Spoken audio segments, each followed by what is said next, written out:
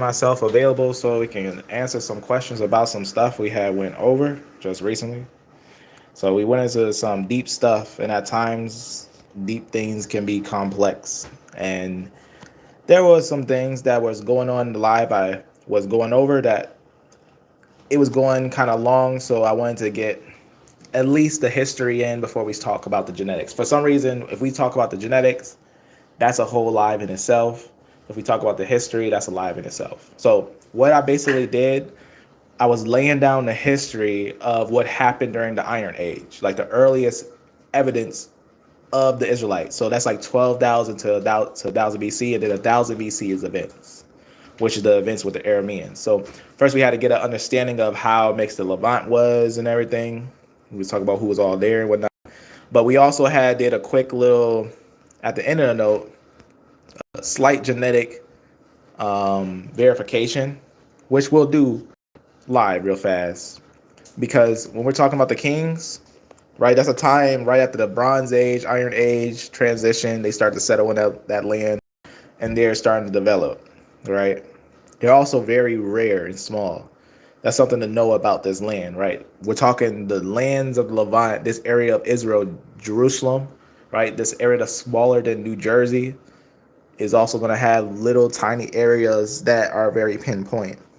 And remember, they're not burying their dead the same way like the Egyptians buried their dead. They're not making tombs and stuff that are like solid for them.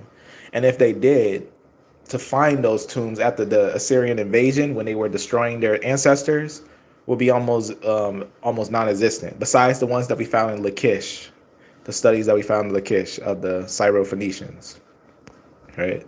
So that's something important. So I wanted to make myself available today for this event. If you have any questions, let's talk about it. Let's talk about these things, because sometimes when I'm live, I can't touch everything when I'm touching on like one topic, when I want to do like a exact topic study. And it's not that I can't touch on things. It's just that we can go into at times we can dive into different directions, and it can kind of lead from what's the main objective sometimes. And I kind of wanted to give that big answer to what's all connected around there. It's just some cultures that may not be familiar with some people, and kind of important stuff that ties together. But as we know, when you think about the ancient lands, if we think about the reality of the lands and whatnot, we know that there's a transition after the time frame of the archaic humans, right? Or the ancient humans that existed a long time ago, Neanderthals, Denisovans, and what have you. They existed with modern humans, like we see right there, UST Isham, and your basal Eurasians, like as you see, Natufian. That's going to be important to note, because that just tells us locational differences. The Natufian had a nice little cutoff area right here at the Zagros Mountains. That's important to note when we note with like root fossils, right? When we look at like the ancient finds, you can clearly see, right? If we look at the land, that would have been a cutoff right about in this area where you get that blue right there. That's actually Yap lineage or DE lineage that stops about the Zagros Mountains. Some still go through the Zagros and whatnot throughout the areas of Iran and stuff like that. But they mostly are cut off at this line over here until later on they diverse into farther areas. But those are like D groups. So your E groups stop about here, and then there's a division about here, and then the D groups go over here. That's important. That's why a lot of resources talk about D and E split in the Middle East. But we had talked already before about some of the SNPs and stuff.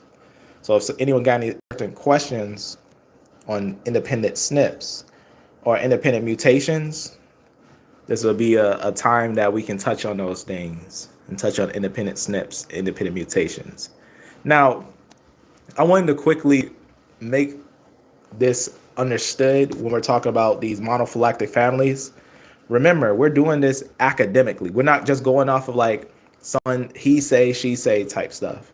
We got to verify it by the sources, right? We got to verify it by actual academic sources and what we actually see. And one of the most ignored facts about genetics is what's called monophyletic families, and it's how actually families are connected. And the reason why I wanted to have this conversation as well is because independent SNPs, and when I say SNPs, independent like haplogroups, right? Haplogroup T, haplogroup E, but E is so deep. You got different lineages of it: E1B1B, you got E1B1A. We got some ignored lineages like E1B1C. That's important. That actually has some very important ties. The reason why it's important, let me just point something out here, is this word right here. This word that I'm going to point out. So if you have any questions, family, ask any question, any topic of any holy conversation that we went over. It could be about Christ. It could be about genetics. Whatever you want to ask, that's the way it's going to spin. But first, as we start off, we're going to point out something important about real genetics, real life genetics, right? Not pseudo, not no bending of information, actual real life academic genetics. So first, let me point out a definition that has to be known. This is the definition. It goes, it's about the word monophyletic. So what does monophyletic mean? What does monophyletic mean? Real fast, by its definition, right? So monophyletic, as you can see, it's going to count basically every descendant under a node, pretty much. I'm not going to use this one right here because this one might be a little hard to understand with the zoology. But watch what it says about the monophyletic families. A monophyletic group, sometimes called a clade, right? If you don't know what a monophyletic, if you can't remember the word monophyletic, remember clade. There's always these two words that are important in genetics: a node, which counts the roots, and the clades, which counts all the pretty much the descendants. So you can have a node and you can have a clade. What's an example of a node in the biblical narrative? Abraham will count as a node of the Israelites. The Israelites, the Ishmaelites, the Midianites. That means that a node would be Abraham, right? He makes a lot of different descendants. So it's important to know about that, the way that monophyletic families work, because the term monophyletic or a node, the concept of a node to clade relationship is used in multiple examples. For example, right? I'm in the medical field. We had to deal with things like COVID and stuff. COVID also has monophyletic families. It also has SNPs and mutations, right? It has almost the same things that we'll see when we look at how basically Y-DNA and mtDNA has haplogroups. That's why COVID had different variants. All those are different families, different nodes, separated nodes, right? Different clades that produce different lines, right? That's why you get those different ones. They come out when they go, like they have their name beta and all that stuff, right? But this is what's important. A common descent or monophyletic or a clade represents a whole family, a solid group. And when it's not understood, it can be misrepresented on who are actually related and who are not related. That's actually very, very critical to know about monophyletic families. Now, how do we know when something's related?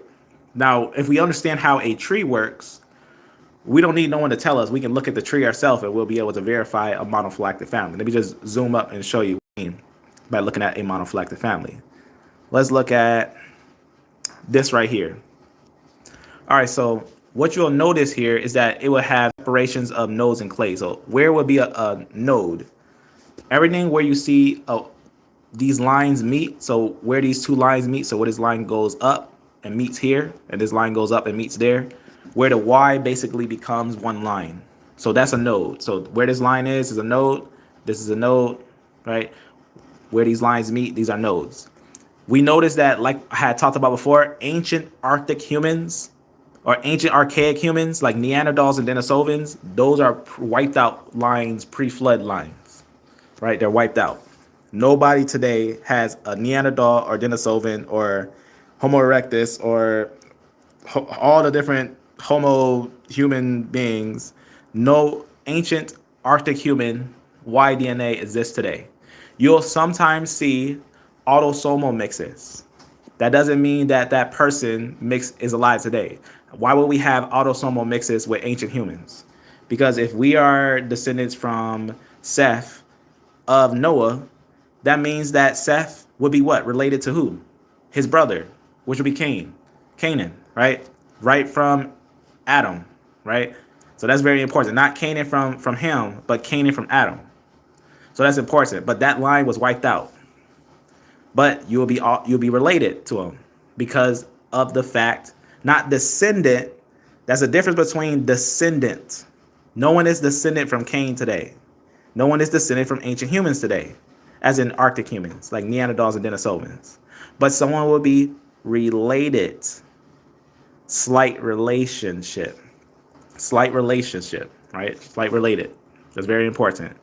How do we know? Because I went over before, there's evidence of autosomal mixes on many different genetic lines, right? But one of the things to understand, let me just zoom down and point this out. They also had genetic information of Neanderthals and stuff.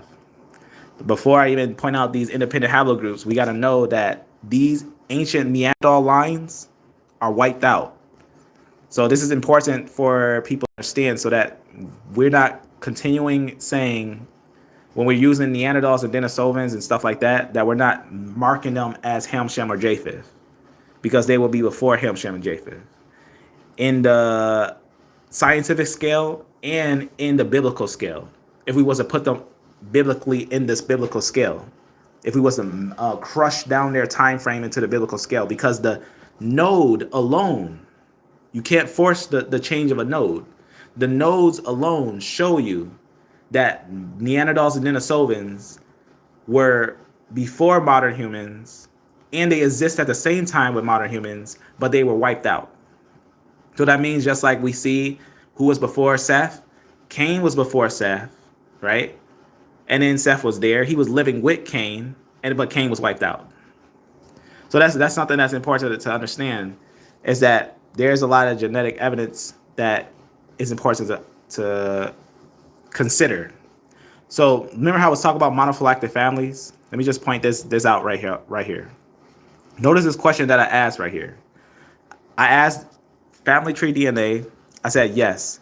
Is it correct to say F-M89 is a grandfather of IJK, but not A and B, nor D and E haplogroups? Why is this important? Because there's incorrect charts, like the one that's used by Answers in Genesis, that incorrectly merges CF groups with DE groups and AB groups. And what if you look at Jensen's chart? I guarantee you, if you look at Jensen's chart, right? If you make his chart like let me show you something real fast. I could download Trace because I already own it. I want to show you something and what I mean and why it's important, these things. All right, so let's say, like, for example, this. Let's say, for example, on his list, there was a separation of K groups and of IJ groups and of what is a mad combination of CF, A and B, and DE groups. So the reason why is to set that clear division of those nodes, because CF, DE, and those A and B groups are nodes. Those nodes mean every descendant from those lines are the children of those descendants. That's what a node means. It means that a line over here can't all of a sudden make a line over here. So let's say if right here was let's say over here was CT, right? Let's say it was CT. Let's say right here was CT. That means anything under CT, DE included, can't make any A and B groups. Also, besides the fact of the YAP alleles, A and B has YAP negative. CF has YAP negative, but DE has YAP plus. That's actually important. But we can get the answer right from a geneticist real fast, as we can get an answer right from the question of a monophylactic group. Here's a question. Yes. then it's correct to say F-M89, which is a son of CF-P143, is a grandfather of IJK. So remember, GHIJK, HIJK, IJK makes both IJ and K, which comes from F-M89. I asked him again, yes, it's correct to say F-M89 is the grandfather of IJK, but not A and B nor D and E, because if you look on Jason's chart carefully, you'll notice F leans toward F, H, and G leans towards Helm. But how can that be possible if the lineage of F-M89 with GHIJK and HIJK leads down to IJK? That means that the node F-M89 has to be considered one family, but not the way of leading towards D and E or A and B. So that means a clear separation at F-M89 because it's a major node under CF and DE, because DE doesn't make anything under CF and CF doesn't make anything under DE. But notice that's what Jason's design will show, because F, G, H, F, C is all on one merge, which is impossible. But as it says, yes, then it's correct to say F-M89 is a grandfather of IJK, but not A and B nor D and E. And he says yes, which is very simple to understand. It's almost uniform on almost every genetic paper that is clear to understand a monophylactic group. I asked multiple different geneticists on this because there's almost no mistake about it.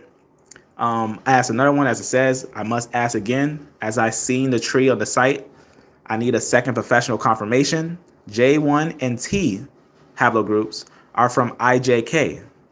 Is all haplogroups like GHIJK related to F-M89? F-M89 is the living grandfather of all haplogroups under it. I'm asking, is haplogroup F the grandfather of groups like J and K groups? Because K groups is including T. Because under K-M9, right, is T. And R, and L, MN, all those are all connected under IJK. Notice what he said. So this is going to be a Big Y specialist from Family Tree DNA. He says, thank you for contacting Family Tree DNA. Haplogroup J1 and T are downstream of haplogroup IJK. So unless anyone here can actually prove that IJK does not make a uniform family of K groups and IJ groups, I think that there's a misconception, a clear misconception, a clear genetic misconception on who are the Jews. Because the ignoring of the major node IJK, which ties so many different individuals together in a way that it would be just impossible to conclude that, oh, it was just a Bronze Age culture that rose up and they're separate from everyone else. If we're choosing this group in particular, because of how ancient their lines go. But there is an interesting group when choosing something under DE. The reason why is because there's a younger lineage that's often under studied, which is E1B1A. And the reason why it's understudied because the cultures it's found in, people would assume that it's found in the earliest stages of that culture. And it's important that we look at the stage where a haplogroup actually pops up in. That's very important, not to take just magic numbers. I call it magic numbers because you can throw on any number and assume something, but have no actual found data.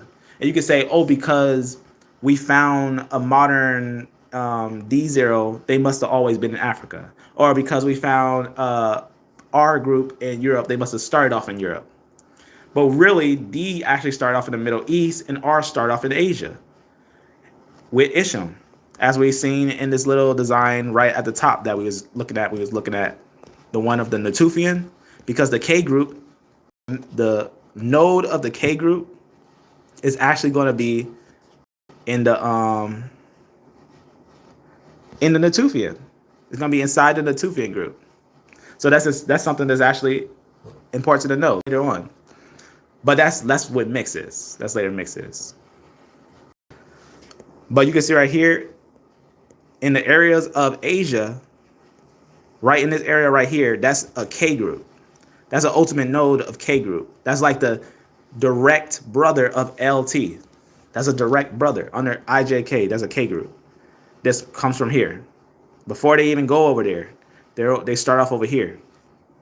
Then they go to divisions until we get some of those E groups in the Middle East right here in the Natufian culture.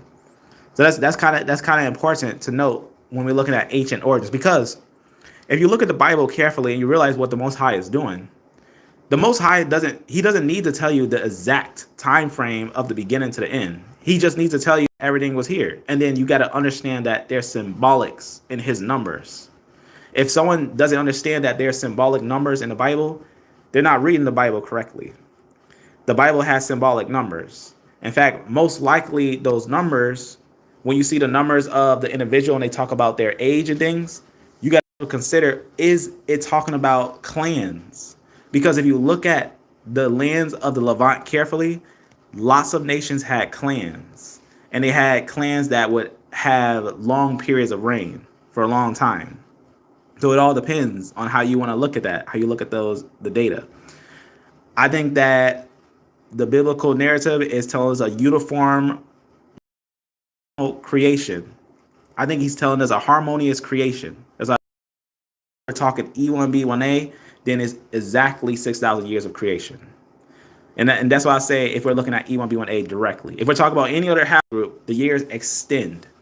But I can guarantee you by actual fossils, I can verify a 6,000 year cycle with E1B1A by the actual verified finds, because the finds will verify it, right? So that's one of the things that's actually important when noting this, when noting on these things. When we did a lot of videos already on E1B1A, that's on the Synthetic Sunday playlist and on some of the other places that we did. So there's a lot of information on that. But if someone has any questions on those things, any direct questions on these haplogroups, we can go directly into the depth. Now, if someone, let's say, this is the thing. I don't run from questions, but if someone, they start cussing and they go crazy and all that, I got no time for that. They just want to go wild and stuff. We have people here who seem like they have some intelligence, but they just can't control their mouth. And we got no time for that. But if we can get people who want to ask questions, bring out real topic, real sources, real information, we can get into those things. And we can talk about what's really going on with these things. Because there's a lot of finds. And sometimes we can't point them all out at the same time. But we can point out many of them at once to get a good understanding on these lines. And I think it's important to know about pretty much the whole family of the haplogroups, to know about where a lot of them are at. Because remember, the reason why I showed a lot of different haplogroups and also mentioned before who are Israelites is because in the land of the Levant are multiple different haplogroups, multiple different lineages, and multiple different groups in that land. And we have to account for all of them, almost all of them. And we pretty much know almost all the society that's down there, almost, right? And what it is looking at different data sheets that they found in their time frame. This is another thing important to know about is the age. What age they say it is. Does it have Iron Age culture? Does it have Bronze Age culture, right? That's one of the biggest things. Does it have copper? Does it have what have you, right? Those are going to make a big impression for how old things actually are and whatnot. It's going to give a big impression to things. But let me open up a tool here, down here, real fast.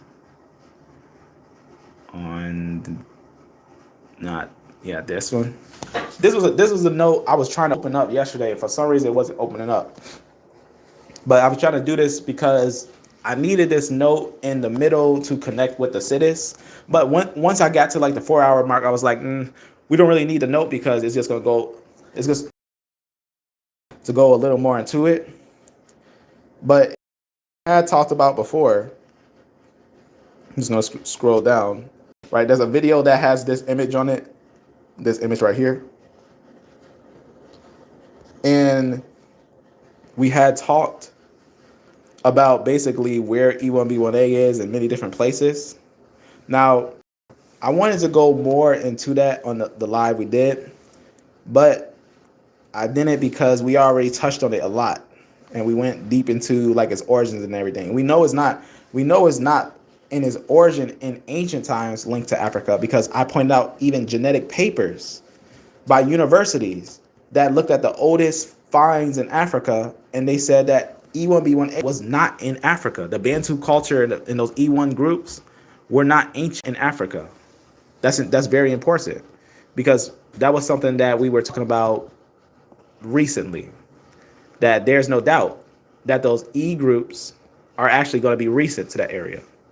Let me actually open that up, because I think that there's something I want to show in there. Just to show that slide of that CITES. I'm going to open up this this tool so I can go over the SNPs real fast. I'm just going to point out some SNPs real fast, because I got some time real fast to go over that, and I want to do that. Let me just go down to this, point this out. All right. So what I'm going to point out here is actually a major node, and the node is actually CF. I'm just gonna show something here. I'm gonna go to the SNP tracker, and I'm gonna show what I was talking about early on about those clades from that node, from CF node, and to talk about how those descendants actually descend real fast. All right. Like I said, any questions, ask. As you know, it's all love here. It's for the edification of truth. That's all it is, for the edification of truth. All right, there. I just saw it.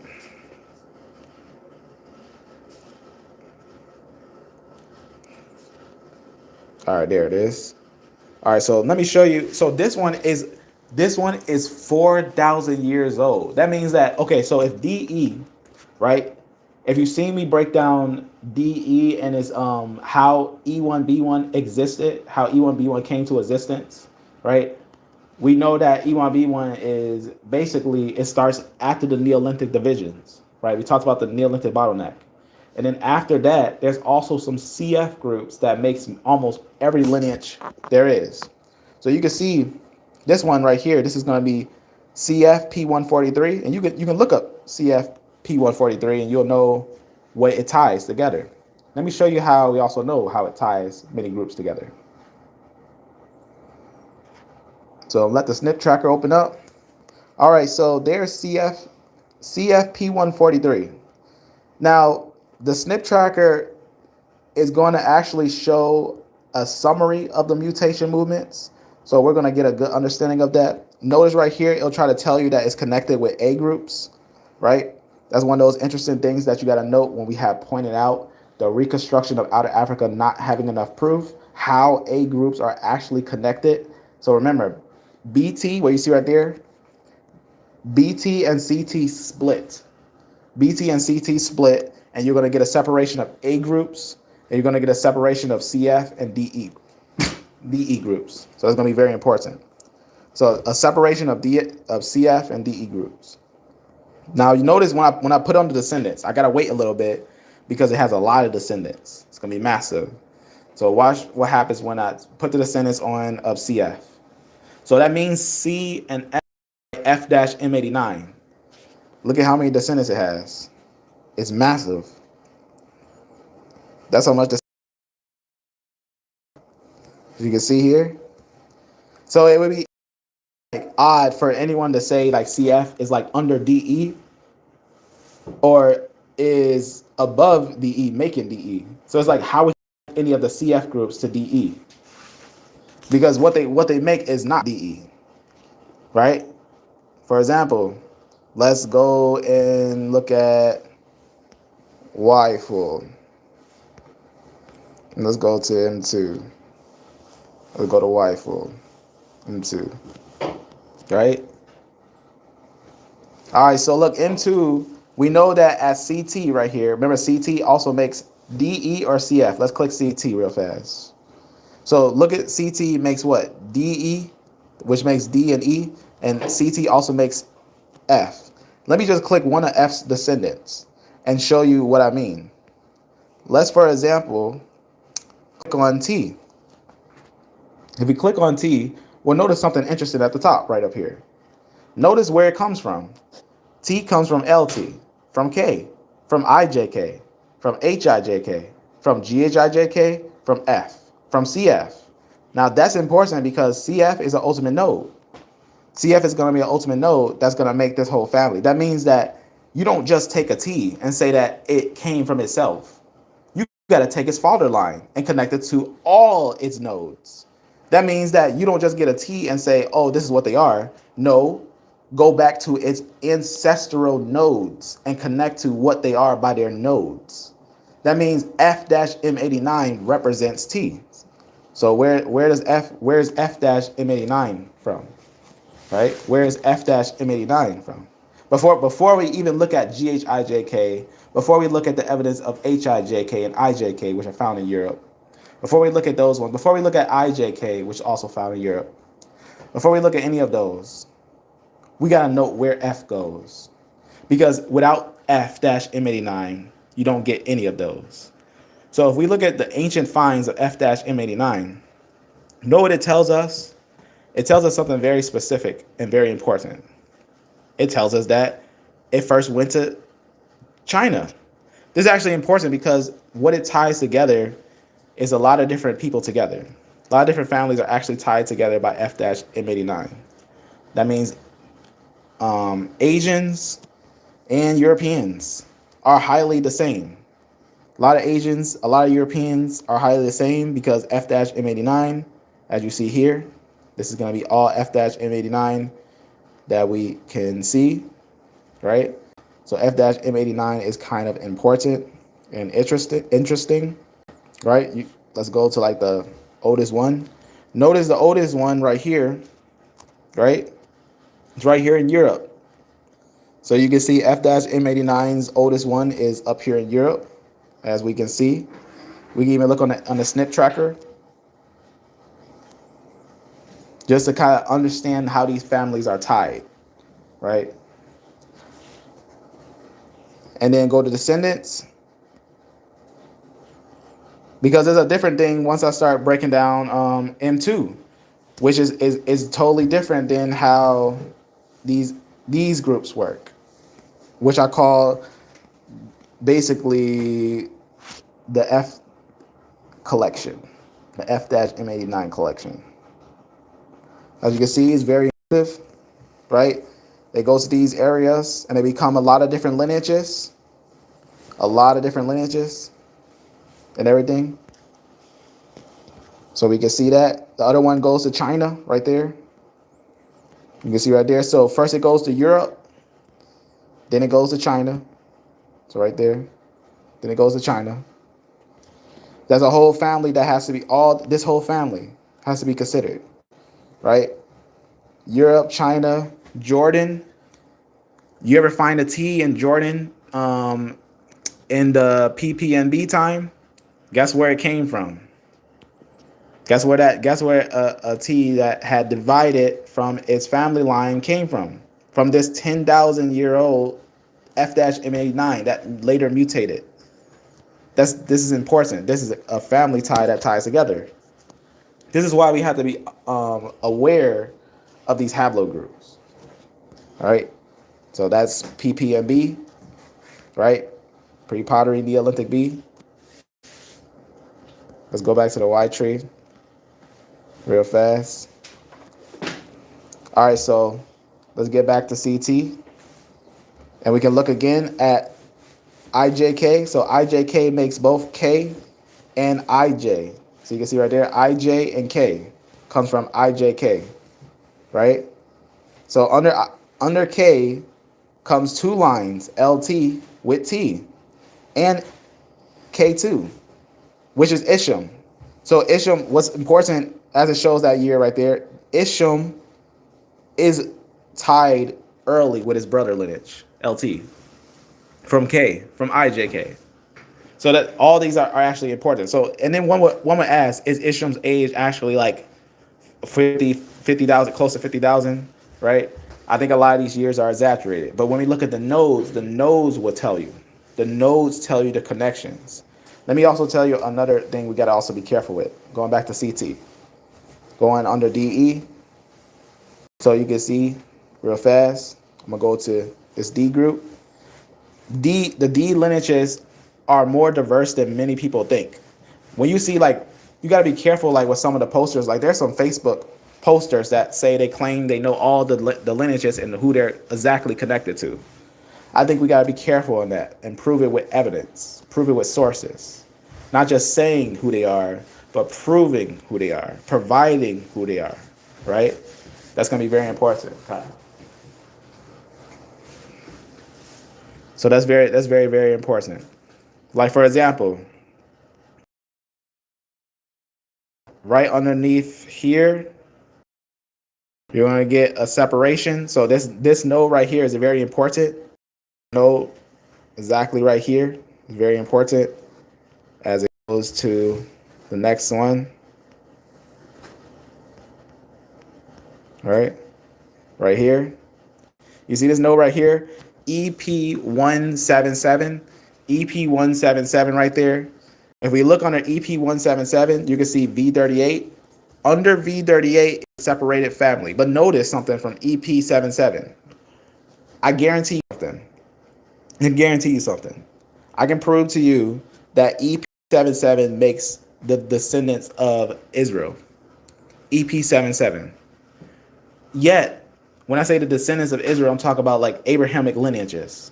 I can almost guarantee that Abraham probably would have been early EP77. At this line is a major division of lines that settled in the Levant, right? One of the largest ones that settled in the Levant, that's, if you look straight down on this line, besides M2, there's a large one that has to be noted, right? Still going down.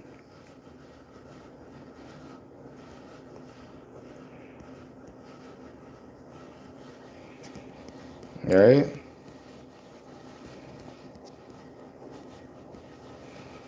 No, it seems like it's long.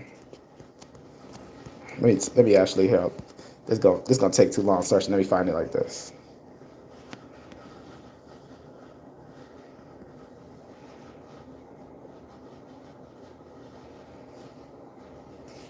Might be longer. Find it like that. I'll just find it like this. This is how I find it, because I already found it.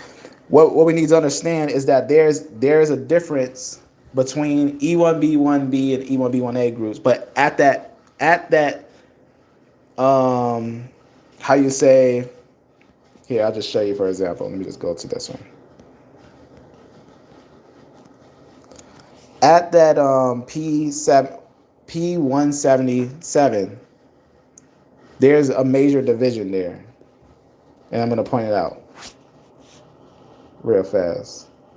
But they're highly related. This is why when we talk about Aram Damascus and stuff, there's a lot of individual nations that are related. Look at this one, M2. Look at how many that's in Arabia, right? Look at how many that are in Arabia with this line. Notice what it connects with. P177, right? If we go to E1B1B, right? If we go to E1B1B, we'll notice something. It'll tell you automatically that it connects with P2, right? E1B1B connects with P2 right here. So that's very important. And P2, as it says, ancestor EP177 right there. EP177. And it makes a division of not M2 from here, but V38. That's important. And V38 is also ancient. It only exists in the Bronze Age to Neolithic time. That means whoever V38 is would probably be like the early original ancestor of like Eber, or like early before that. So that's important to understand that V38 would be like an early line early on, right? And then all of a sudden from that line, you'll get later divisions. But that's important to know with this family line, that Eber could have still had these mutations. He could have easily had an E1B1 for a long time. Like a lot of lines could have had E1B1s for a long time, and then got later mutations as their descendants came. Started to get later E1B1B or E1B1A descendants from the mutation of E1B1. Now, it's important to understand that when we look at the mutations, let's go back over here to look at these mutations. Let's go to P right there. So remember, V38 makes M2. So V38, which also has another family that a lot of people don't account for. So there's M2, which I believe to be the Israelites. That's the one that I believe to be pinpoint the SNPs. There's also some other families like this one, private family, which I believe to be more tied with Esau, which is E-M329 or E1B1C, which is highly overlooked, I would say. E1B1C, these two are very important, divided at V38. But if we go to P1, right here, P177, right? See that star right there? The reason why sometimes you'll see me use star, it's not that I'm trying to be like weird or anything like that, but star means root. Star actually means root. If you ever see someone say like E1B1 star, they're not saying E1B1B or saying E1B1A. They're actually including both of them. They're including both of them as P2, as a star lineage. So E1B1 star, you'll notice that as, or like EP177 star, or the previous one, EP147 star. That means a root node. And basically what it means is just includes everything that's underneath it. Also, what's important about that is that we can see V38 there, but we also can see, like I said, there's other family, right? Not M2, but underneath M2, right? There's going to be a family underneath it, which I'm not going to try to search for it this time. I'm going to just type it down.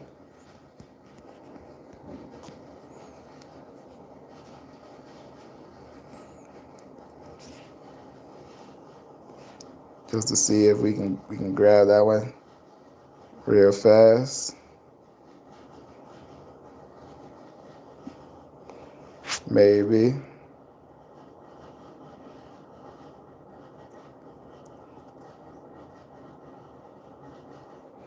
Or I'll just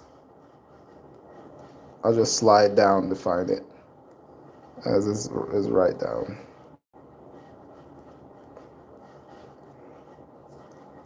Let's see, real fast.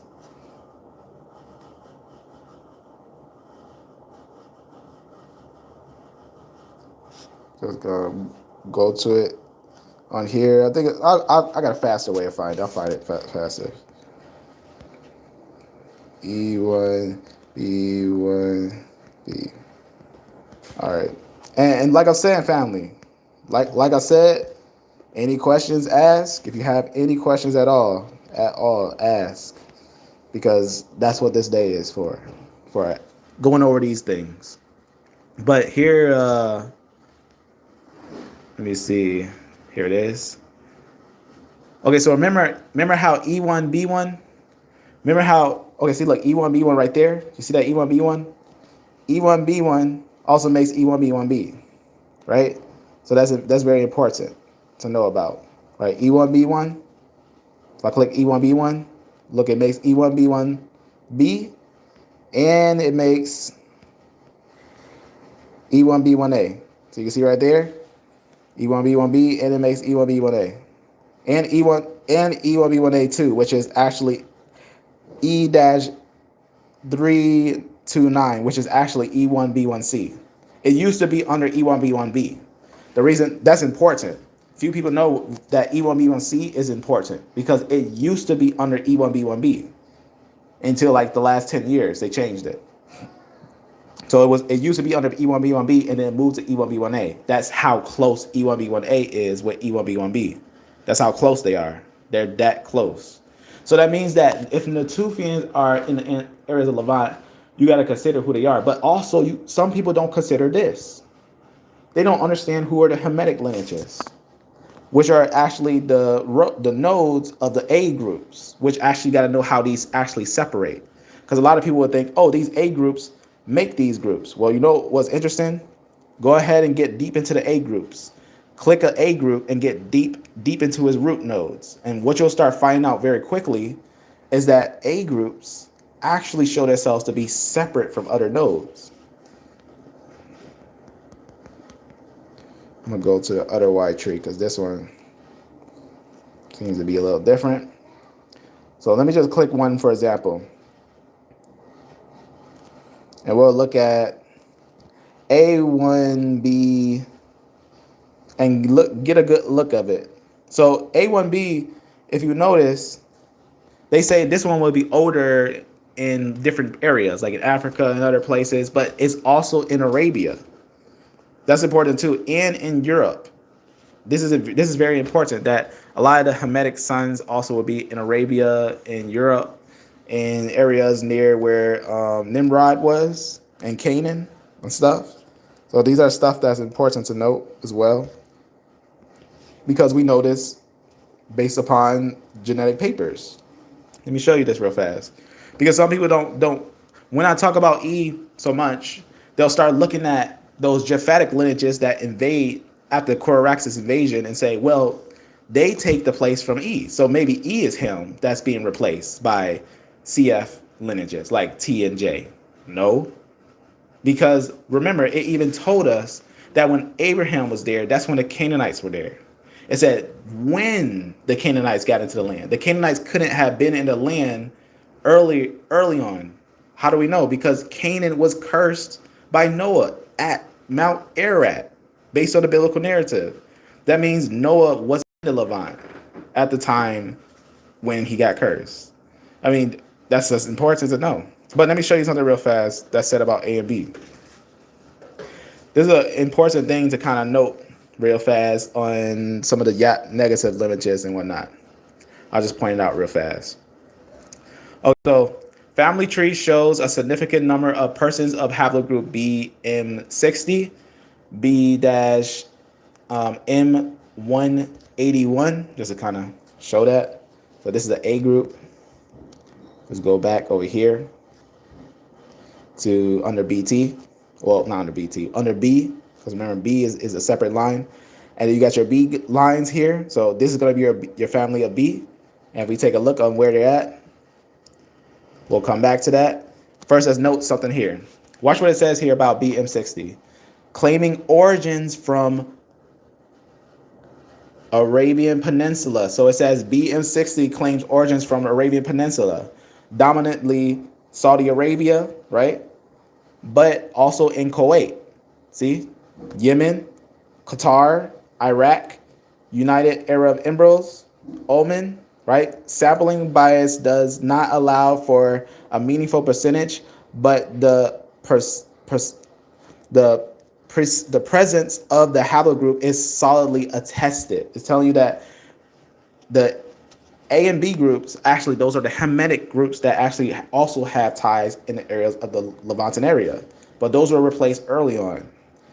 Let's go a little into that as they talk about these things, right? There's a lot of information on these things, but I'm gonna read a result from a study.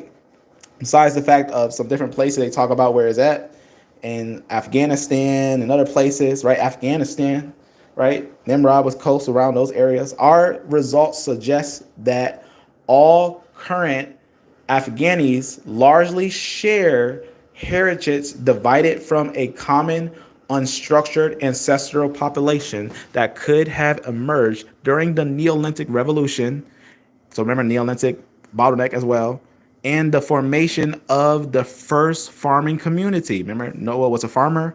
Our results also indicate that the inner Afghan differentiation started during the Bronze Age, right? Probably driven by the formation of the first civilizations in the region. The first civilizations in the region. BM60, right? Hazar, with a relevantly recent common founder ancestor from East Africa, as shown in RM network. So you see what it's saying there? So we know that this line is an African line. We know that BM60 was an African line, right? It let us know that by the mixtures and everything, they found out that no doubt it had ties to African line. But why is it also in? Notice they're going to find out that they found some up in these areas in the north, right? They're going to find some up there in the north that they're going to find in areas of Afghanistan. They're going to find some interesting finds up there, right? So it's a B. A and B is YAP negative, which is different from DE YAP plus. Notice this little area here. This little area. Where would Canaan had been? Where would Canaan had been? Right in the lands of Ararat, wouldn't he? Because that's where they got cursed. But also that's where the divisions of all the family lines were, like A and B, D and E, and CF groups, right? Wouldn't we have A and B and D and E and CF groups over here when we had Ham, Shem, and Japheth all in the same areas? Look at this little study right here. It says this about some of the haplogroups of the nodes of DE. The reader is invited to follow the said evolutionary of Y chromosome diversity from Adam to haplogroup D-M174 and E-M6096, right? So they talk about a design that you can follow to find out. This is what they found out as looking at their design. DM145 evolved from said DRM168, which is actually DRM168 is actually D to R. Haplogroups D to R is just CT. Pretty much, because M168 is CT. They say about 70,000 years ago, so they say, right? Later, about 65,000 years ago, haplogroup DM-174 and EM69 evolved from DE-M174, 75. So just let you know, where did they evolve? It says the evolutionary of DE-M145, D-M174, and E-M96 probably occurred in the Levant based on, so remember the Levant based on what, right? Because that's the biggest thing too, is like we're not claiming it, we're saying it based on what? Based on, right? It got to be based on something, right? Occurred in the Levant based on, right? Basically a synthesis of basic paleoclimatical, logical, anthropological, and genetic data. So lots of data. So a whole united pieces of data verifies that D and E developed in the Levant, which makes perfect sense when we realize how the biblical narrative works. So that's going to be very important. They also talk about your other family, because you got to remember other family lines and their separation. So D and E it doesn't like any other family but D and E. That's very important when tracing it to a source. Here's what it says about A. Okay, so it just talks a little bit about A in the Cochin family. It says A1B 50 and A1B M51 mutations basically in the prehistory of the so-called Cochin language family. So it lets you know that they obviously have connections to the Cochin, and actually they're the first ones, as it says, and A1B M13 data, on the other hand, help to decipher, what did it decipher? The prehistory of Nilo-Saharan. So who is first Nilo-Saharan? A and B, M60. As we have pointed out, that's the ones who were in the areas of Africa in the Neolithic time frame. In fact, that's what it says here. It goes on and says The Niger Congo also. So if you think, why did some of those later E groups join in and became Niger Congo and Nilo-Saharan? Because they picked it up from those A and B groups who were originally those things, right? They're the first ones to have those things. It says the A and B groups, right? Nilo-Saharan, Niger-Congo, and some Afro-Asiatic language families, right? Probably the earliest Cushitic ones. This mutation among with the archaeological and climatological data suggests that the Nilo-Saharan and Niger-Congo may have evolved in the Sahara or the Sahel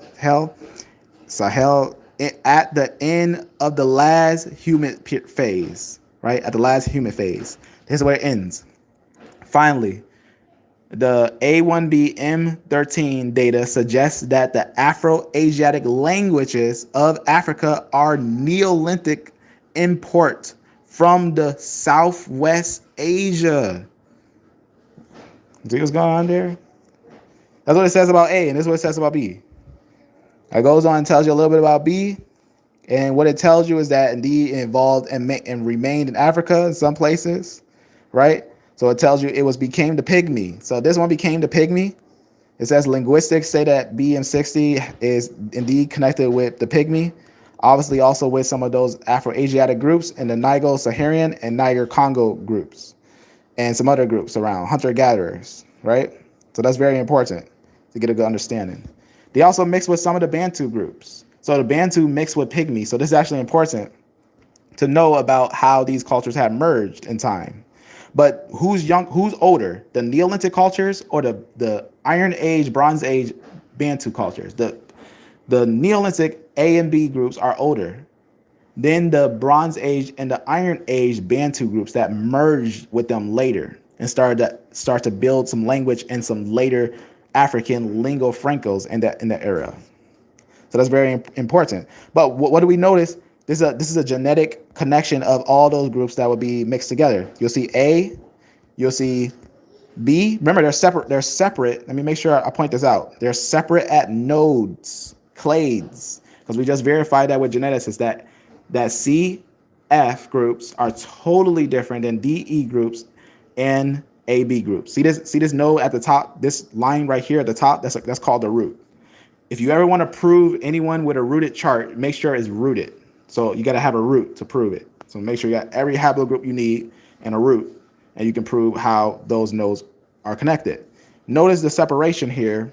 We're going to notice right here, this right here, that M168 is one of the nodes that we always have to remember. M168, that's CT. M168 separates, as you see, M96, that's actually going to be your E groups. So right here, your E groups, you can already tell because, let me actually click this. All right, so you can already tell because it got the answers right at the bottom, but M215 is actually E1B1B. So all that's E1B1B. M96 is actually going to be E1B1A. Underneath it is going to be your M2 branches and stuff, right? But M196 makes all the E groups. Over here, that's M89. What is that? F-M89. Guess what F-M89 makes underneath it, which are not over here. So F-M89 right here, not over here. F-M89 makes your K-M9. And what's under K-M9? Your L and your R groups. So you got your R groups right there. You're obviously going to have your other groups that's going to be connected. But also over here, you're going to note that F-M89 makes GHIJK, which connects what? G. So that's how they're all connected, by that F-M89. R to T to Q to G to other ones like that. But notice these under M168 are basically going to be DE and CF groups, not, as you see over here on the higher node, a separation, not your A and your B groups. Right here, A and B. A and B groups are from a different node. A and B are totally separate from your groups that make your DE group. So very, very important. See how that works? right? That's real evidence of a group merging, right? We got to know what's the difference between these populations. Just because we find one in the population, we got to verify which one's older in thus population, right? So what this was, a little study that they did on the ancient finds down there. This little thing. I'll put this little thing in the description afterwards and whatnot. This thing takes a little bit to load. But as you see, given a nice, good summary of separation of nodes and everything, I think it's important to note. So I think that's important to note. So that's something that I think is important to note. So as we see, right, information tells us, that indeed those B and those A groups, let's go back and look at that. Let's go back and look at that right here.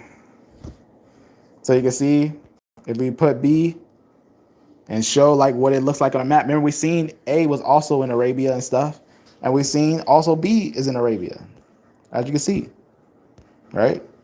So there's a massive difference between how we're showing with those E groups. Those E groups are going to mix with a lot of Japhetic lineages, like the scriptures say, right? Japheth and Shem dwells together at times. And guess what? Many of the nations literally are bind together with Japheth and Shem. A lot of the northern nations are bound with Japheth and Shem. It's very rare to find them also connected with Ham as well. Like the A and B groups are more rare. They're more like separate. They didn't really stay in the Levant that long because of the forcing of the lines of the north coming down, right? You can get that evidence with the Corax's invasion. You can see that with a lot of different invasions, a lot of evidence of invasion. So the ones in the north, so let's again take a look at a nice summary picture right here. So get a look at a nice summary picture here, right? Notice we did this live. We did this on 3 separate lives, and we first plotted all the sons of Japheth. Then we plotted all the sons of Shem that we could find. Then we plotted all the sons of Ham that we could find, the actual fossils. And they're dated by the oldest, so 1 being the oldest and 5 being the youngest to the time of Abraham, taking 0 as your starting point. So where they got off of the ark. And what did we realize? That it makes perfect sense that the blue right here of D&E settles in the middle. So the blue right there in the middle. It's a Middle Eastern style culture that divides with D&E, splits in the middle. And then we realized that A and B had a large portion in Africa. The purple right here is A and B groups. The ones who were here first were not Bantu groups.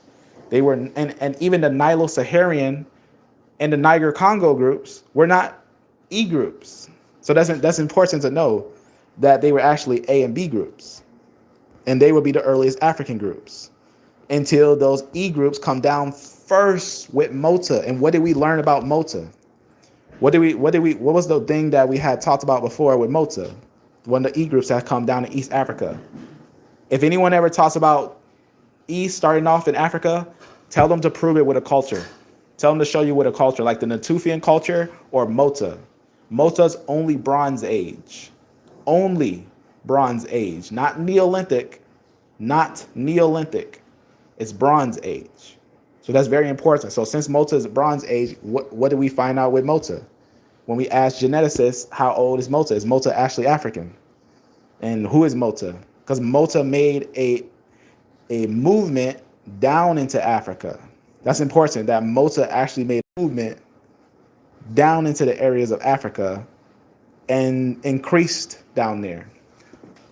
But Mota's family line actually links to Arabia and to Neolithic areas in the mountains of Ararat and in Mesopotamia, near France, right? V38 splits in the north. But, if we consider what geneticists say, let's consider what geneticists say, as we should consider what geneticists say, as I say. Geneticists are going to tell you something. Here is a really interesting geneticist that I had spoke to before, right here. This is a really interesting geneticist that I had talked to, Peter Revesz. And Peter Revesz, I had asked him directly about Mota. and how we had Neolithic evidence that Mota, by its Neolithic connections, because Mota is only Bronze Age and it's the oldest E1B1A in Africa, right? Because remember, E1B1A2 Mota is from E1B1, because Mota is also tied to E1B1, which ties Natufians automatically. Therefore, Peter Revesz caught the understanding of that, and he says, you're right, that is not truly African, right? So that's something that we had pointed out when we had pointed out the mixes of the Levantan groups, right? So ancient Levant, right, and other groups like Natufians and whatnot. You can see the Natufians and the Levant Neolithic and other groups were highly related. And since they were highly related, know what that means? In the areas of Levant, that means that's a Levantan culture that replaced A and B groups. And that's important to understand, that A and B groups will be your original Hamitic groups. That's highly important. Versus your Japhetic groups. That's important, right? Very important stuff. But the reason why I want to take that time to go over this is because this information is deep, and sometimes it can be kind of complex. But we already knew without a doubt that, like I said, geneticists say it themselves. They say it themselves, right? Just to show you fully, this was in 2020, right?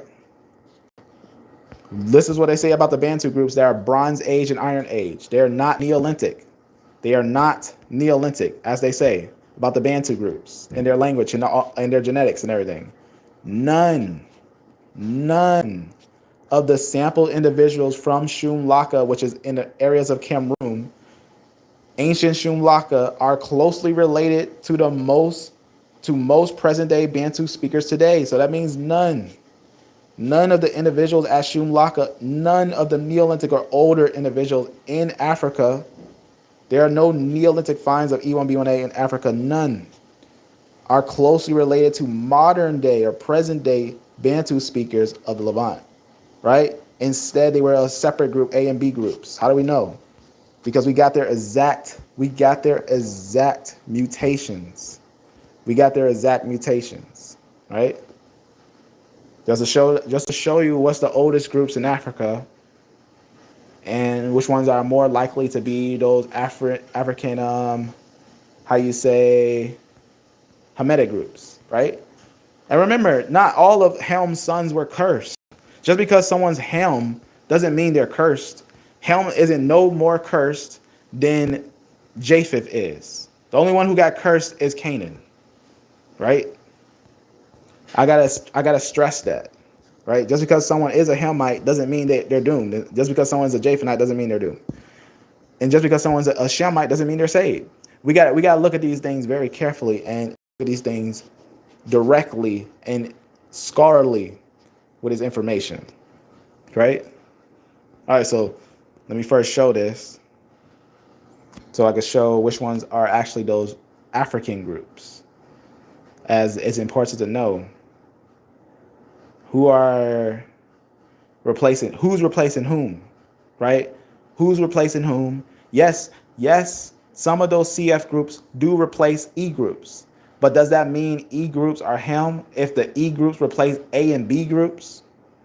So that's important. Rather, as we can even see in the biblical narrative, there's clear evidence of basically the mixed nations coming in Levant and taking over it. Look at the Sea Peoples invasions and stuff, right? That's historical evidence, but we know that even in the biblical narrative, the Levant was taken over by different individuals. But let me show you this real fast, because I think this is important on Africa. Just point something out here. Some of the Neolithic finds of Shumlaka and whatnot.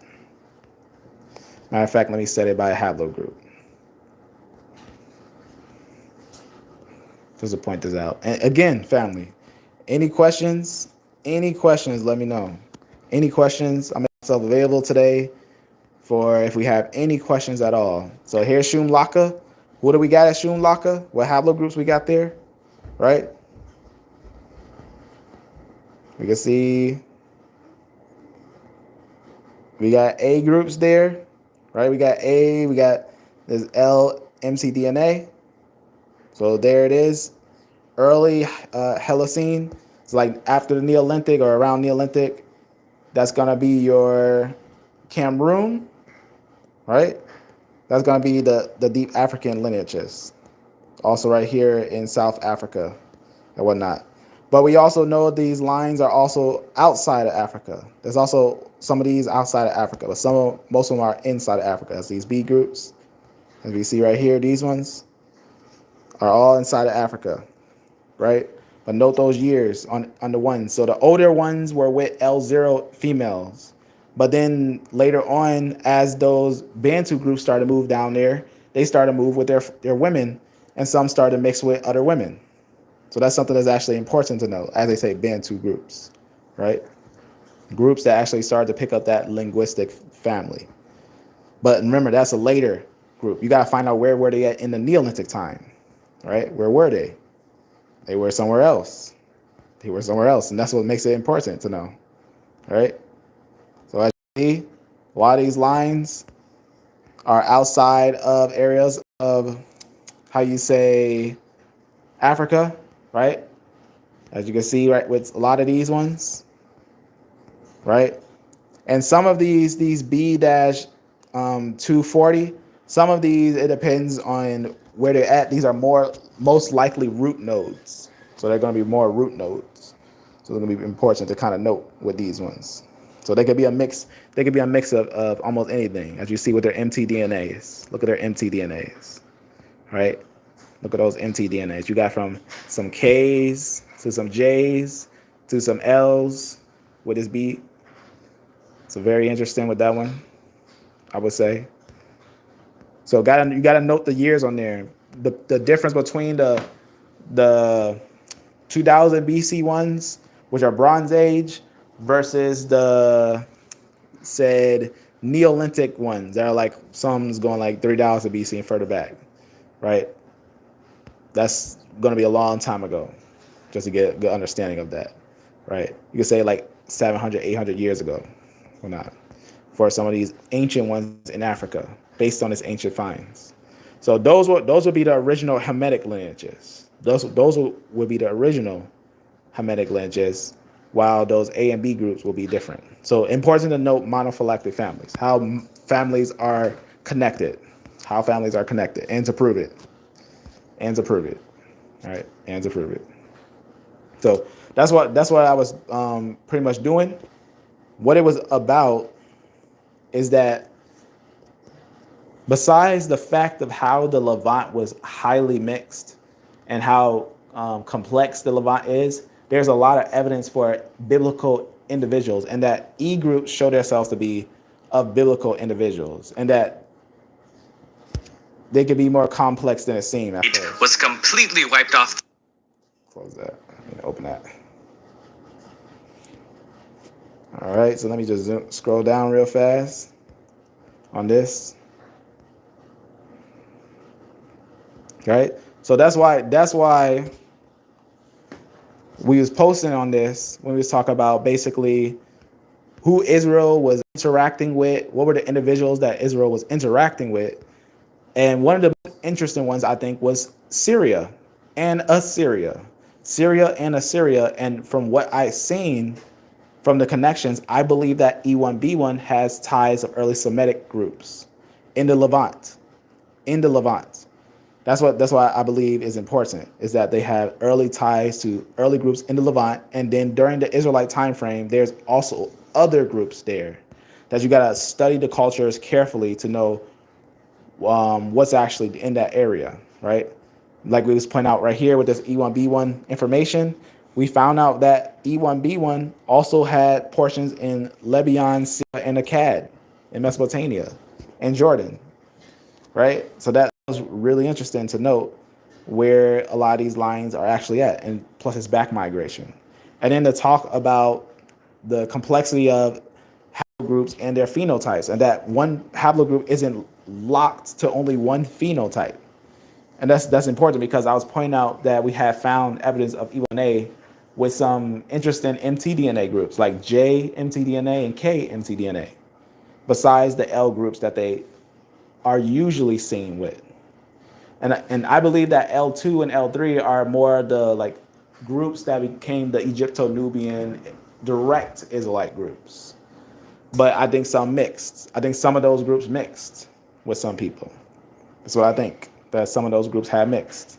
And that was something that had happened. But someone was dark skinned, someone was light skinned. I think they were more dark skinned than they were light skinned. And the reason why is because of the actual genetic evidence of real Israelites at Lachish, right? If no one else has any evidence of Bronze Age Israelites, I can't compare them to any other group besides the Egypto-Nubians, right? That I've seen at Lachish and other connections, right? So I think it's important to note those culture ties. So with the genetics, what genetics are in this land. As we know, like E1, B1B are in the Levant, even in the Bronze Age. But there's J2 groups there, there's R groups there's G groups there, but we gotta follow where they are. We know J groups are in Matani, R groups are in Matani. Some of those E1, B1 groups move up into the Matani, but notice something about that. If the E1, B1 groups are connected with Matani and the Levant, then I show a map. I probably have said that and point that out, because what's important about these little maps, if you notice something, look at the maps of Aram. It connects with the Matani. So it's important to know like culture tie connections and everything. Matani connection with the also later on with the Hittites and everything. But those groups are tied, right? That doesn't mean that E1B1B is Matani. It means more that E1B1B mixed in with Matani. That means it had to be early on mixing with those Levantan cultures. That means it had to be in the Levant at that time. So that's why expressing these foundational things brings to what's going on in that land and the ties of that land. Going to be very important, I believe, to look at. So that's just what we did the other day. If you have any questions on anything directly on the video, you can timestamp and I'll answer it like we're live. Live, the best thing to do is to ask questions on something. Let's say if I go over something and you feel like I didn't go over it enough, go like, hey, what about that? Can you go over that note real fast, that this and that? Or, you know, what's more references to that, or something like that. And then let's say you don't believe me, then we can go deeper into it. Or if you feel like you don't have enough understanding on topic to feel like you can really make a conclusion on it, and you need to get a little more information, then we can go into that, right? So that's why we have provide, and that's why when I go live, I also upload the notes. Because one of the biggest things about when I'm presenting it, I'm actually presenting it so you can have it. All these things I'm presenting so you can have, because most likely there's going to be someone who can pronounce better than me, who's more probably fast with the stuff, and maybe someone that feels like it's their passion, right? This is a passion, but this is my real passion is Christ. And when it comes to going over this, I count this more of a hobby than Christ, because at the end of the day, Christ, right? So this is more like I'm already in the medical field, and you got creationists already talking about geneticists. You got answers in Genesis now get into genetics, and a lot of places are getting into genetics. So genetics is something that's important to know about. Even just from the fact of, you take a genetics test, you got teachers who teach you about how those things work and whatnot. They'll show people how those things work. You got geneticists to talk to. It's a right time to get into genetics, I think. I think it's another element of the biblical narrative. I think it's dangerous. I think it can be used in this way, but I think it can also be beneficial for not only the gospel, but also for the evidence of the scriptures and of life. Because otherwise, people be running around saying black and white to the end of to the end, and there never has been ever said Ham, Shem, Japheth, black and white. That just don't exist, right? It's either Ham, Shem, or Japheth. Either you're A and B, your D and E, or your CF as a male, right? So that's important. So, but women, they're blessed from Eve, right? But women, I believe, represent locations. So women usually settle. You're gonna find them in different locations, certain locations. So they got locational ties, I'll say. But that's what we went over. So we just went over a kind of a note. But I felt like many people want us to go a little more into genetics. We could go a little more into genetics, as that's also something that I'm always willing to do, to go a little more detail into those SNPs. But because we went over the genetics so much that we finished a couple playlists on genetics, I would kind of like reflect back to those. Like, for example, if I was to say, like, if you want to get like pinpoint information on who are the Israelites, I would say if go to my channel, go to my playlist, and look at these two playlists. Go to biblical origins. So biblical origins, I would say, would be one that I would say would be right. And also at the bottom, Synthetic Sunday. So Synthetic Sunday would be one that I would say would be right. These two. So Synthetic Sunday and where is it? And biblical academic origins. So these two I would say would be the best on giving like those deep evidences of things. So the next thing coming is we're going to talk about the Persian time frame and the Greek time frame to the Romans. So that's Yah willing, the next thing until we get to Christ. So that's the goal, is to point these things out. As we dived in deep, we gotta work our way out of the water and everything. So that's why we had one of these little pieces of information, because they tie in to importance. They tie into some important things. But with that, family, you know, when you think of these nations and stuff, you got to also remember looking at the history and consider if they are proto, like if you're looking at Assyria, consider looking at proto, middle, or neo-Assyria, right? And the in-betweens.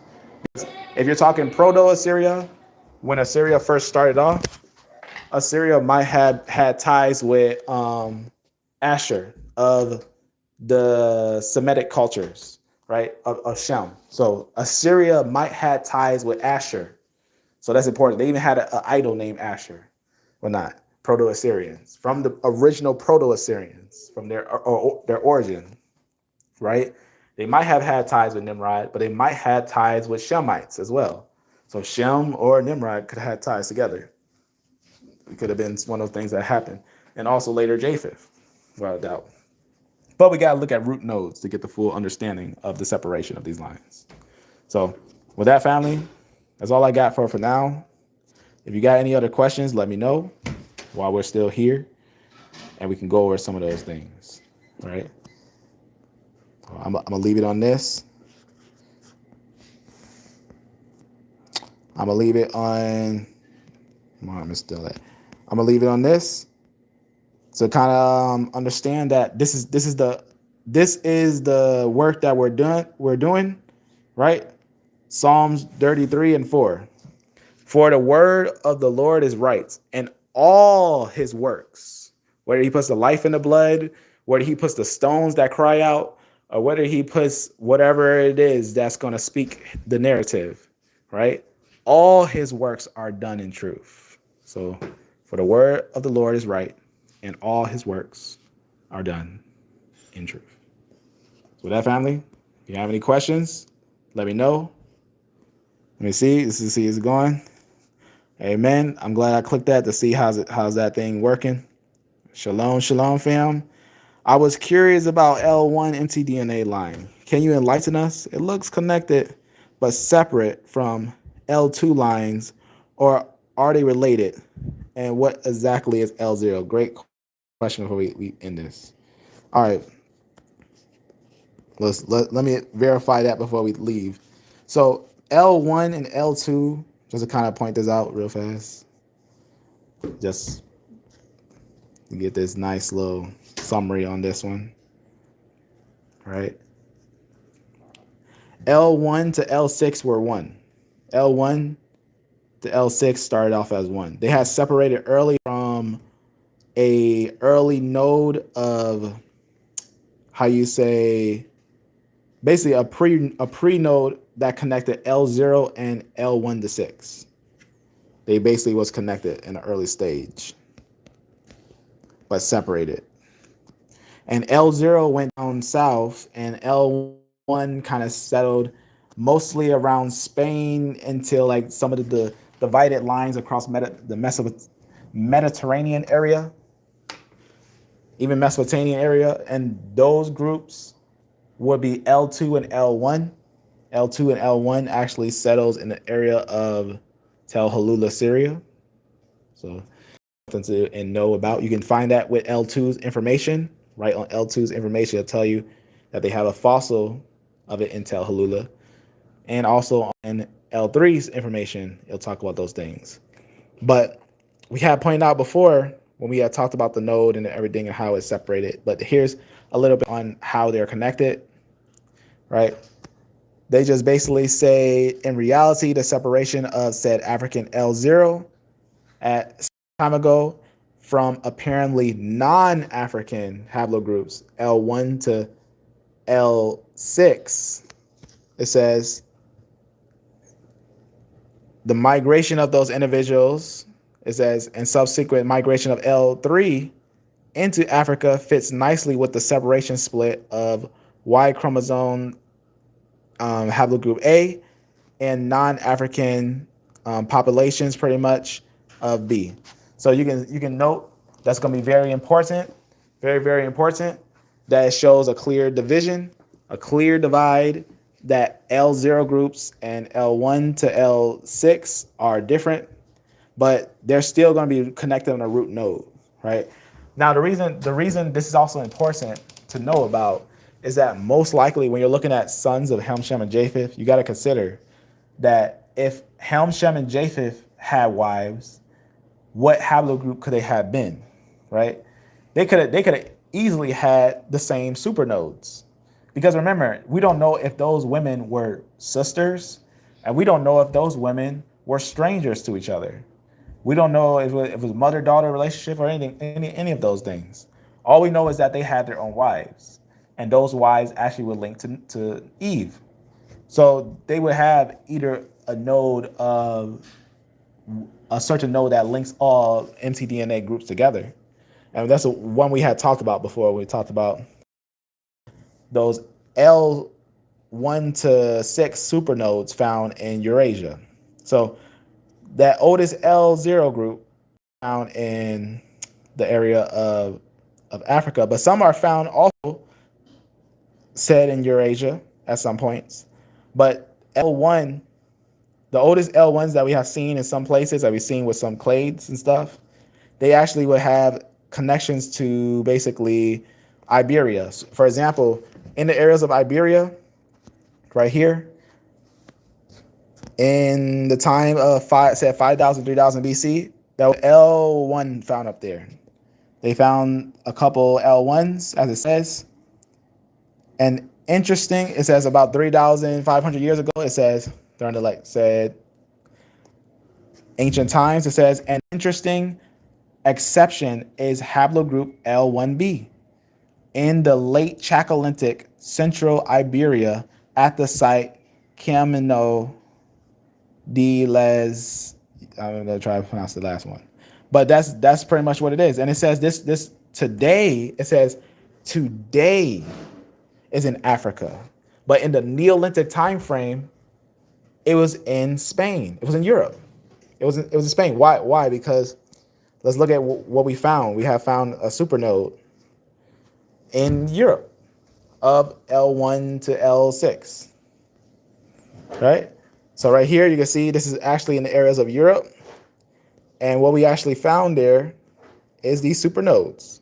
Some of the supernodes that were up there in those areas. Some of those mixed groups that was up in the north. So that's going to be very important to note. Very, very important to note of some of the groups up there. Very, very important. So that was in the north that we have found some of those groups, some of those supernodes. And just to also show one more piece here, I'll show on this tool real fast if they have the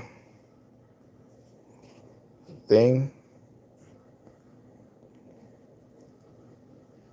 All right here. Let me just show this little tool right here real fast.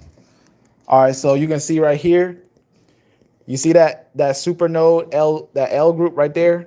That would actually be the node that connects L0 and L1 to L6. Now they also found the L7. That's also important too. They just recently found the L7, which is a different mutation, but it connects by its node. So this node right here connects all these. So your L1s, L2s, L3s, right? All the way to L7. That's important. Those gonna be some different lines to know about.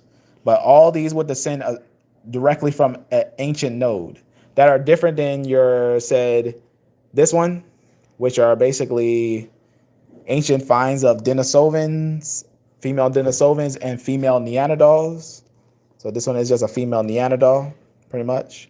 So that's important to know that female Neanderthals are not the same as like modern humans, which comes from a supernode. Which this node right here may be exactly what Ham, Shem, and Japheth women may have. They may have had a supernode that made a lot of different women's, right?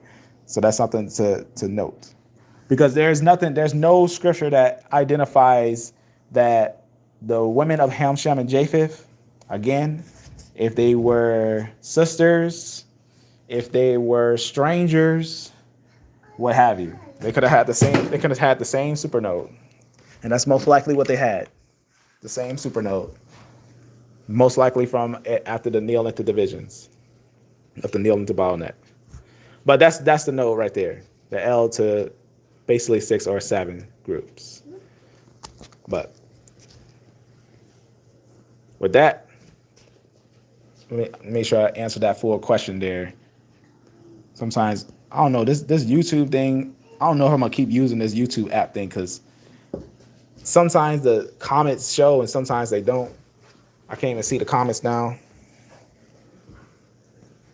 Let me see. Let's see what happens if I watch my own live to see what's the comments, and just see. Let's see what happens if I watch my own live to see. Pause that. All right. Make sure we answer that. All right. No new comments. Good. All right. I just want to make sure before I end it, I'm going to end it at the 3 p.m. Central Time. I usually go live at 3 p.m. Central Time, but today I just want to go a little early to answer some questions. I'm trying to go at different times to see what works.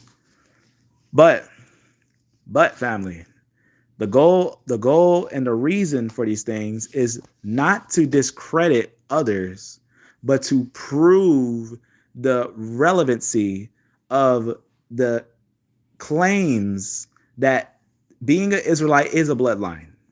Because being an Israelite, yes, one can say they're a Jew by religion and they can convert to Judaism. But if they're claiming a descendant of the bloodline of Abraham, and we're claiming that Messiah existed and fused with bloodline, family lines of Israelites, then that means there's a bloodline, family line of Israelites. Or is that story symbolic too? Right? Are we saying that Abraham's story is symbolic and there was no Abraham? Are we saying that David, who came from the direct line of Abraham, that he didn't actually come from the line of Abraham? What about Sarah and her children? What about Rebecca? What about Rachel? Are these real individuals, right? What about getting all the way to the time of the kings? What about Ahab? We know Ahab is contested in historical records. Is he a real historical king?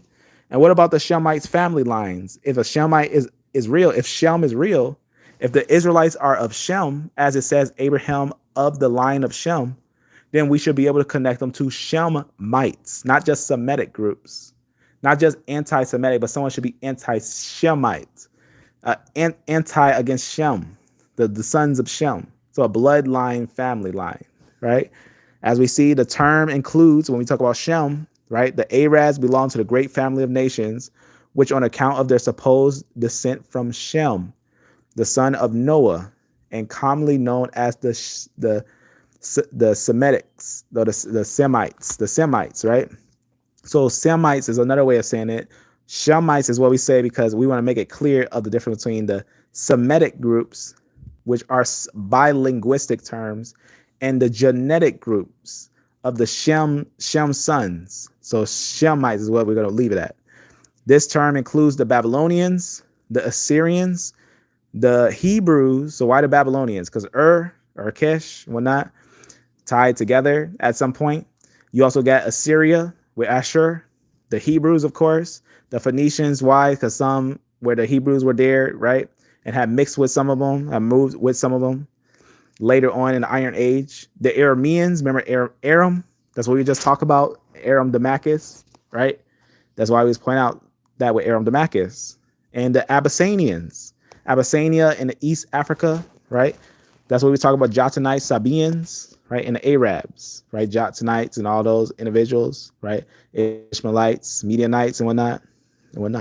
We know that the Shemites also had ties with him, as it says right here. We know some, as it mentions, had ties with him. But as we know, they're still of Shem. So yes, Shem had ties with him. But we know that that's actually important. As it says, whether the original home of the undivided Semitic race was some part of Asia, Arabia, Armenia, or the district of the lower Euphrates, or whether, according to a view which has lately found favor,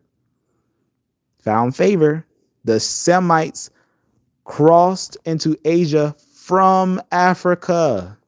What haplogroup is constantly said that it started off in Africa and went into Asia? What haplogroup is that? That's constantly said having ties to Africa and went to Asia. Isn't that the E groups? So they get a good understanding, right? They say that if they found favor in a good time, though. So I just think it's interesting when we think about that whole race, as it says, the Semitic race. It didn't just say Semitic linguistics; it said a Semitic race, a race of individuals. So if we're considering the biblical narrative not just to be only clans, but also telling us race groups, then we should be able to find evidence of it. And we do. We find tremendous evidence of the biblical narrative and their division of races, different races. Where is it? Right here. Right here. Let's look at that book. I just want to show you this book that I was just reading. Because there's multiple books. It's like this. We can talk about the Jews going to Abyssinia. The war in Ukraine forced my family to flee. My sister, mother, and grandmother. We can talk about a couple different things, right? Very, very important. But here's that book, right? Photocopy, Cornell University, right? Library, right? So you know that is a hard copy, right? Cornell University, right? The original of this book is in the Cornell University Library, right? So you can get a good understanding of this book. As it says, the literary history of the Arabs. Tongue twisted there. But as you see, literary history of the Arabs by Rodney A. Nicholson, right? New York. Right? Got a nice little summary of their history and everything. Talk about those Semitic groups and Arabs, right? And what was happening there and their ties, right? So just to kind of go back and get that highlight real fast, that it says of the Arabs that they are family of Shem, right? And that of Shem, right, of the Semitic race, it says that was some part of Asia, Arabia, Armenia, or the district of the lower Euphrates, right? That's what we talk about. We talk about Aram, Damascus, of whether according to the view which lately found favor, right? So this is what they found out. Semites crossed into Asia from Africa. Semites from Africa, they were saying. So that's historical information that lets you know these things, and that's just a drop of the amount of.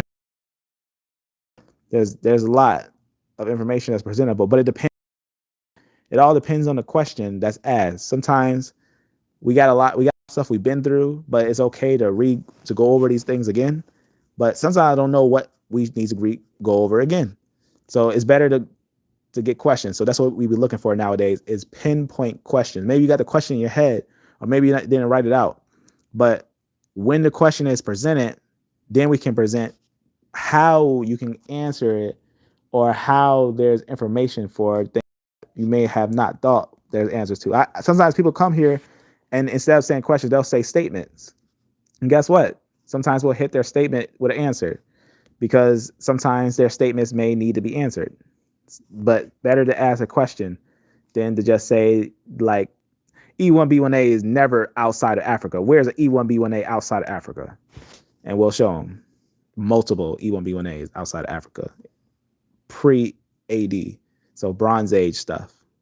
So that's always good to look into these family roots and whatnot. But with that family, that's the goal, is to keep on building in truth. I'm gonna end it like this: that if you want to know the truth of who is who and what lines are related, if you ask about any genetic haplogroup, right, it may not seem like it's possible to know about the origin of all these haplogroups, but we know the origin of all these haplogroups, all of them, because of nodes and clades. So nodes, that's what this all was about mostly today, is that nodes and clades tell you origins of individuals. So if you ever want to know origins of groups, note the node, which, remember, the node is going to be your main group. So like, here's an example of a node real fast in like a linguistic family. A node would be like at the top, Proto-Semitic. Proto-Semitic, whether it started off in Africa or started off in Asia, it most likely start off with the same type of groups, same type of family, right? Which most likely will be those E groups that later got into the Afro-Asiatic Semitic branch. Remember, Natufian are not just Afro-Asiatic, they're Semitic. That's what's important, is that the difference between just being Afro-Asiatic and being Semitic is that's of Shemites. It's a family of Shem's trading of information. So that's important. Even the South Arabia, South Ethiopia, or Ethiopia area, Abyssinia, right? That's why you're going to get those West Semitic Ethiopian from West Semitic, right? That's going to be having ties. Remember, West Semitic also makes Hebrew. So why wouldn't we see Hebrew, which also has ties to West Semitic, also having ties to Southern West Semitic or Southern Semitic, right? Very important, right? Or even East Semitic, right? Those things are connected. A lot of those are connected. So Old South Arabian, Etho-Semitic, right? Same as a lot of the Western Semitic groups. And you can notice that with that family tree, that E family tree. But that's important to note nodes. To note nodes. Node at the top, everything underneath it are clades. So all these branches are called clades. This is a node. All these branches are called clades. So that would mean that under the Afro-Asiatic node, you have Chadic, you have Egyptian, you got Omic, you got Cushitic, you got Berber nodes under Afro-Asiatic, right? So very, very important with those things. Very, very important. All right. So with that, family, continue to ask questions. The next thing coming that we're working on is going to be, y'all willing, information of the Greeks and the Persians. So the Persian come in. When do they come in? After they attack Babylon, as we had just touched on, basically the division of the kings. And to a summary. And we basically verified that after the Israelites got there was no doubt Israelite culture in the Levant, in the Iron Age. So Iron Age, 1000 BC is full of information of Israelites in the Levant. So with that, family, that's all I got for now. May you be blessed. May you be beloved. And amen, family. Oh, wait. I didn't pray last time. I want to say the Lord's Prayer if I end it. You say the Lord's Prayer. Our Father in heaven, hallowed be thy name. May thy kingdom come. May thy will be done on earth as it is in heaven. Give us each day our daily bread, and forgive us of our trespasses, as forgive those who trespass against us. And lead us on the righteous path, and guard us from evil. May we pray. Amen. Amen. Amen. Amen, family. Amen. Amen. All right. So with that, as you see, we're gonna keep on keeping on, as that's the goal from this moment on, is to provide solid information of our reality and to continue in that thing, in the solid information of our reality. So as you see, we got some stuff to go over. Don't be scared to ask questions. With that, be blessed, be beloved, and amen, family.